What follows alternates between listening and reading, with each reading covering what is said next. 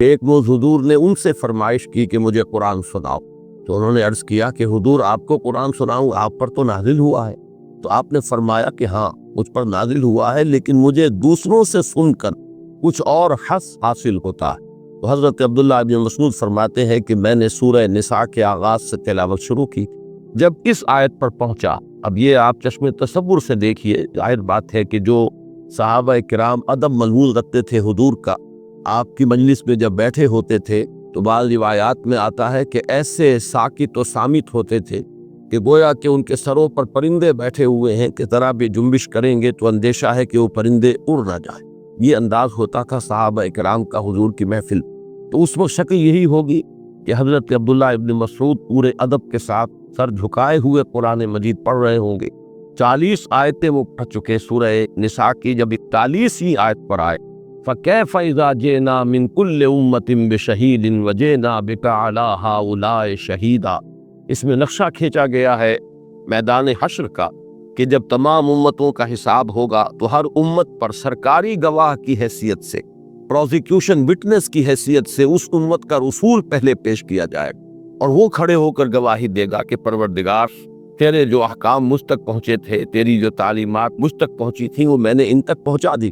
اب یہ خود ذمہ دار ہے، خود مسئول ہے۔ تو فرمایا گیا اس آیہ مبارکہ میں کیا ہوگا اس دن، جس دن کہ ہم ہر امت پر ایک گواہ کھڑا کریں گے، اور اے نبی آپ کو ہم کھڑا کریں گے ان پر گواہ بنا کر۔ تو حضور صلی اللہ علیہ وسلم نے فرمایا حسبک حسبک، بس کرو بس کرو۔ اور حضرت عبداللہ ابن مسعود فرماتے ہیں کہ اب جو میں نے نگاہ اٹھا کر دیکھا تو حضور کے آنکھوں سے آنسو بہ رہے تھے، گویا کہ حضور کو خود اپنی امت کے مقابلے میں یا امت کے خلاف بطور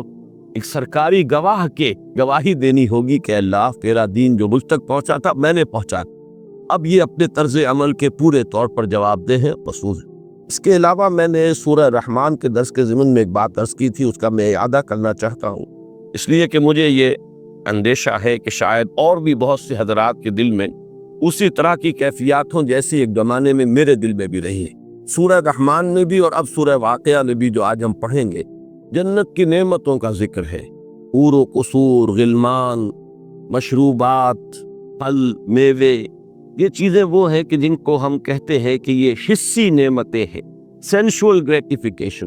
اور عام طور پر آدمی ذرا اس میں انقباض سا محسوس کرتا ہے۔ یہ چیزیں جو ہیں کہ جو عام لوگوں کی دلچسپی کی چیزیں ہو سکتی ہیں، کیا جنت میں بھی لوگوں کو انہی چیزوں سے دلچسپی ہوگی، اور کیا یہی وہ نعمتیں ہیں جس کے لیے کہ انسان اتنی محنت کرے؟ تو میں بھی واقعہ یہ ہے کہ ایک دور میں کچھ انقباض محسوس کرتا تھا، اور میرے دل پر، میں لفظ استعمال کر رہا ہوں، ایک طرح کا حجاب تھا سورہ رحمان سے اور سورہ واقعہ سے۔ لیکن اللہ کا بہت بڑا فضل و کرم مجھ پر ہوا، سن 62 میں کراچی جانا ہوا۔ اب آپ اندازہ کیجئے، یہ پورے 25 برس قبل کی بات بیان کر رہا۔ سن 59 میں صدر ناصر صاحب آئے تھے پاکستان کے سرکاری دورے پر، اور ان کے ساتھ یہ قاری محمود خلیل حسنی یہ تشریف لائے تھے، اور یہ پہلا موقع تھا اہل پاکستان کا مصری قراءت کے ساتھ تعارف۔ بہت سی محفلیں کراچی میں منعقد ہوئی تھیں اس زمانے میں، جس میں کہ قاری محمود خلیل حسنی صاحب نے بعض سورتوں کی تلاوت فرمائی، ان کے ریکارڈز اس وقت کر لیے گئے۔ میں جب سن 62 میں گیا ہوں تو مجھے پہلی مرتبہ سورہ رحمان کا ٹیپ سننے کو ملا ہے، جو سن 59 میں قاری محمود خلیل حسنی نے قرات، اور میں اپنا یہ احساس پہلے بھی عرض کر چکا ہوں، آج پھر بیان کر رہا ہوں کہ واقعہ یہ ہے کہ کوئی اس کی عقلی اور منطقی دلیل میرے پاس نہیں، کوئی توجیہ میرے پاس ریشنل کوئی اس کی ایکسپلینیشن نہیں، لیکن میں نے فی الواقع ایسے محسوس کیا اس قرات کو سنتے ہوئے کہ جیسے میرے دل پر سے کوئی غبار اتر رہا ہے، دھل رہا ہے وہ غبار۔ اس کیفیت کو میں آج تک محسوس کر رہا ہوں کہ جیسے جیسے میں سنتا گیا محسوس ہوا کہ جیسے کوئی غبار تھا جو دھل گیا اس ساتھ۔ پھر یہ کہ ابھی سورہ واقعہ کا معاملہ باقی تھا۔ یہ پھر فضل ہوا اللہ تعالیٰ کا، یہ تقریباً 7-8 سال بعد کی بات ہے، پھر جب میں لاہور منتقل ہو چکا تھا۔ یہ غالباً سن 69 یا 68 کی بات ہے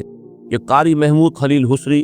اور قاری عبدالباسط محمد عبدالصمد یہ دونوں ایک وفد کی شکل میں آئے تھے، اور اس مرتبہ لاہور بھی آنا ہوا تھا۔ لاہور میں یہی جامع اشرفیہ میں ایک محفل منعقد ہوئی، محفل قرات، آپ کے وقت بعد نماز عشاء، اور میری خوش قسمتی کہ اس مرتبہ انہوں نے یہ سورہ واقعہ کی تلاوت کی، اور اس کے ذریعے سے وہ حجاب جو تھا، سورہ واقعہ سے بھی جو حجاب تھا وہ ظاہر ہوا۔ اللہ کے فضل و کرم سے ان کا میری گردن پر یہ بہت بڑا احسان۔ اب میں اس کے حوالے سے یہ بات بس کر رہا ہوں کہ ہمارے ہاں جو ایک خاص ریشنلسٹ قسم کا ایک مکتب فکر ہے، جو محض کوئی بات جو عقل سے سمجھ میں آئے صرف اسی کو ماننا چاہتا، وہ قرآن مجید کی تلاوت کی تاثیر کا قائل نہیں، جبکہ میرے نزدیک اس نے قرات جو ہے قرآن مجید کا، اس کی اپنی ایک تاثیر، یہ معنوی تاثیر سے بالکل جدا گانا ہے۔ آج کل کے زمانے میں آپ نے سنا ہوگا مختلف اصطلاحات استعمال ہوتی ہیں، ESP، ایکسٹرا سینسری پرسیپشن۔ ایک دور وہ تھا جب ہم یہی جانتے تھے کہ حواس خمسہ ہی کے ذریعے سے کوئی چیز انسان کو معلوم ہوتی، آج خود سائنس بتا رہی ہے کہ نہیں، کوئی اور چینلز بھی ہیں، انویزیبل، غیر محسوس چینلز ہیں جن کے ذریعے سے پرسیپشن ہوتی ہے باقاعدہ۔ تو ESP، ایکسٹرا سینسری پرسیپشن۔ اسی طریقے سے یہ جو انسان کا وجود ہے، انسانی شخصیت ہے، اس میں تاثر جو ہے، اثر قبول کرنے کے چینلز بھی بہت سے۔ یقیناً اس کا اہم ترین چینل جو ہے وہ انٹلیکٹ ہے، وہ انسان کی فہم، شعور، جو منطق کے حوالے سے بات کو سمجھتی ہے، یہ اس کا بہت بڑا چینل ہے۔ اور یہ انسان چونکہ حیوان ناطق اور حیوان عاقل ہے، لہذا اہم ترین چینل یہی، لیکن یہ واحد چینل نہیں ہے، یہ واحد ذریعہ نہیں۔ انسان پر تاثر جو مترتب ہوتا ہے اس کے دوسرے چینلز بھی، اور ان میں سے میں سمجھتا ہوں کہ یہ قرات، جیسے کہ آپ کو معلوم ہے، عام لوگ جانتے میوزک کا ایک اثر، ایک انسان سنتا ہے، کوئی اچھی دھن ہے، اور اگر فرض کیجئے بہت سے شاید ایسے لوگ بھی ہوتے ہیں جنہیں سرے سے کوئی مناسبت نہیں ہوتی موسیقی سے، لیکن اکثر و بیشتر لوگوں کو مناسبت ہوتی ہے، وہ جو دھن ہے ظاہر بات ہے اس کے اندر کوئی عقلی اپیل تو نہیں ہے، کوئی بات، کوئی میسج جو ہے وہ تو کنوے نہیں ہو رہا، لیکن کوئی بات ہے کہ جس کے زیر اثر انسان جھومتا ہے، معلوم ہوا انسان کے اندر کوئی اور شے بھی ہے اس کے اس انٹلیکٹ کے علاوہ جو کسی چیز کو ریسیو کرتی اور اس سے تاثر قبول کرتی ہے۔ میرے نزدیک یہ جو موسیقی کی تاثیر ہے ہمارے دین کے اعتبار سے در حقیقت اسی کی ضرورت ہے جو پوری کی گئی ہے قرآن مجید کی قرات کے۔ قرآن حکیم میں ایک ملکوتی غنا، ایک ڈیوائن میوزک ہے۔ اس ڈیوائن میوزک کے بارے میں میں نے شاید پہلے بھی اشعار سنائے ہیں۔ مولانا شبیر احمد عثمانی رحمۃ اللہ علیہ نے اپنے حواشی میں اپنے والد مرحوم کے اشعار نقل کیے کہ سنتے سنتے نغمہ ہائے محفل بدعات کو، کان بہرے ہو گئے دل بے مزہ ہونے کو ہے، آؤ سنوائے تمہیں وہ نغمہ مشروع بھی، کوہ جس سے خاشعم متصدعا ہونے کو ہے۔ یہ سورہ حشر کی جو آخری آیات ہے ان کا حوالہ کیا ہے، اس میں وہ تاثیر ہے اس قرآن مجید کی، اس میں حسن قرات اور اس کی تاکید آئی ہے احادیث میں۔ حضور نے فرمایا غینوا القرآن باصواتکم،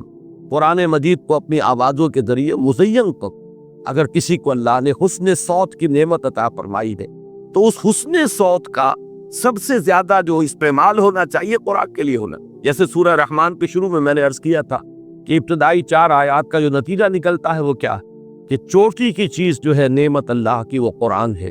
اور چوٹی کا وصف جو انسان کو عطا ہوا ہے وہ قوت بیان ہے۔ تو اس اعلیٰ ترین وصف کا مصرف بھی اعلیٰ ترین ہونا چاہیے۔ خیرکم من تعلم القرآن وعلم، تم میں سے بہترین لوگ وہ ہیں جو قرآن سیکھے اور سکھائیں۔ اگر کوئی صلاحیت بیان اللہ نے عطا فرمائی ہے تو اس صلاحیت کو استعمال کرو، قرآن کے بیان کرتے ہیں۔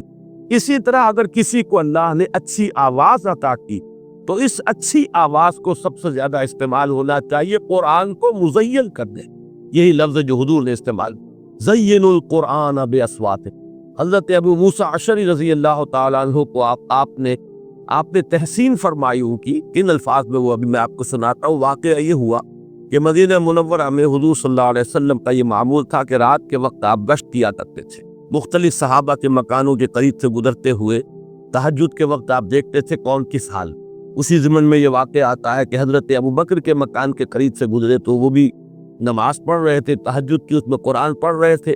لیکن بہت پست آواز۔ حضرت عمر کے مکان کے قریب سے جب گزر ہوا تو وہ پڑھ رہے تھے بہت بلند آواز۔ تو حضور نے پھر اگلے دن حضرت ابو بکر سے فرمایا کہ تم اس قدر پست آواز سے کیوں پڑھ رہے تھے؟ انہوں نے عرض کیا کہ میں اسے سنا رہا تھا جو سنتا ہے،